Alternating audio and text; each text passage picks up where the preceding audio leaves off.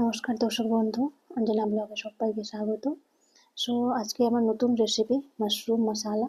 তার জন্য আমি নিয়ে নিয়েছি আদা, রসুন, একটা গোটা টমেটো, দুটো পেঁয়াজ, লঙ্কা আর হচ্ছে মাশরুম।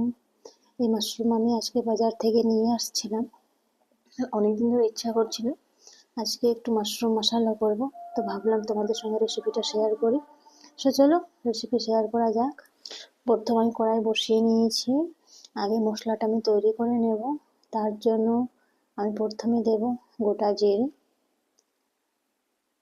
সামান্য পরিমাণে, আর দিয়ে দেব আমি দুটো তেজপাতা আর হচ্ছে গোটা গরম মশলা। এটাতে আছে গোলমরিচি, এলাচ, লবঙ্গ, দারচিনি। তো সবগুলো আমি ভালো করে হালকা ভেজে নেব। হালকা ভাজা ভাজা হয়ে গেলে আমি নামিয়ে নেব। তো কড়াই বসিয়ে দিয়েছি, আর এরপর আমি দিয়ে দিচ্ছি সর্ষের তেল, কারণ রান্নাটা আমি সর্ষের তেলেই করব আজকে। তো কড়াই গরম হয়ে গেছে, তো আমি অ্যাড করলাম সর্ষের তেল। তেল একটু গরম হয়ে গেলে আমি এটাতে অ্যাড করে নেব সামান্য জিরে অ্যাড করে নেব। তারপর এটাতে আমি দিয়ে দেব কুচিয়ে রাখা পেঁয়াজ।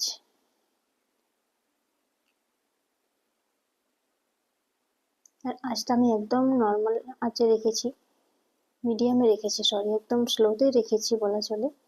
আর পেঁয়াজটা একটু ভাজা ভাজা হয়ে গেলে এটাতে আমি অ্যাড করে নেব বেটে রাখা লঙ্কা।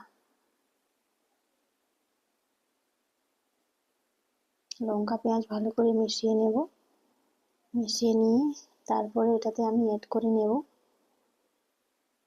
আঁচটা কিন্তু খুব বেশি দিলে হবে না, হালকা আঁচ রাখতে হবে। তারপরে আমি এটার মধ্যে অ্যাড করে নেব কেটে রাখা টমেটো। তোমরা তোমাদের স্বাদ অনুযায়ী দিও, কারণ হচ্ছে টমেটো আমি একটু বেশি ভালোবাসি, তো একটু বেশি দিয়েছি।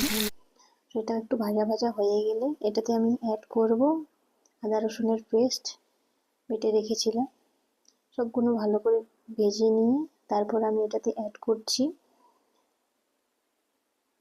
হলুদ গুঁড়ো, সামান্য লঙ্কা গুঁড়ো। সবগুলোকে ভালো করে মিশিয়ে নেব।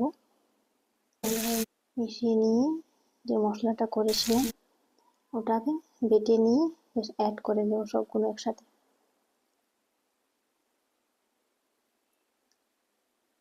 মশলা থেকে তেল ছোড়া স্টার্ট করে দিয়েছে। তারপরে আমি এটাতে অ্যাড করব মাশরুম। ধুয়ে রাখা মাশরুম আমি অ্যাড করে নিয়েছি, আর সবগুলোকে একসঙ্গে ভালো করে মিশিয়ে নিচ্ছি।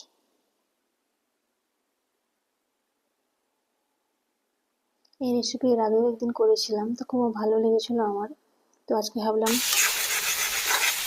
শেয়ার করি তোমাদের সঙ্গে, আশা করি ভালো লাগবে। তো সামান্য লবণ হাত থেকে অ্যাড করে নিলাম,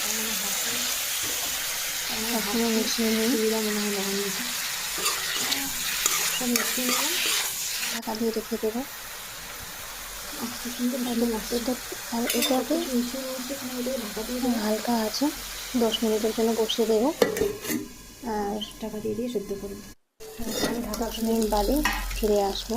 10 মিনিট বাদে তোমরা দেখতে পাচ্ছ মাশরুম থেকে তেল ছেড়ে দিয়েছে, খুব সুন্দর স্মেল বেরোচ্ছিল না, চিকেনটা খেয়ে নিয়েছি। তো সামান্য একটু জল দেবো, অল্প সামান্য জল দিয়ে এটাকে ভালো করে নেড়ে জাস্ট একটু মাখা মাখা হয়ে গেলে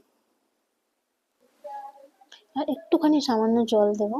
জল দিয়ে ব্যাস একটু ঢাকা দিয়ে রেখে এটাকে ব্যাস নামিয়ে নেব আর কি। সো ফাইনালি আমার মাশরুম মশলা রেডি হয়ে গেছে।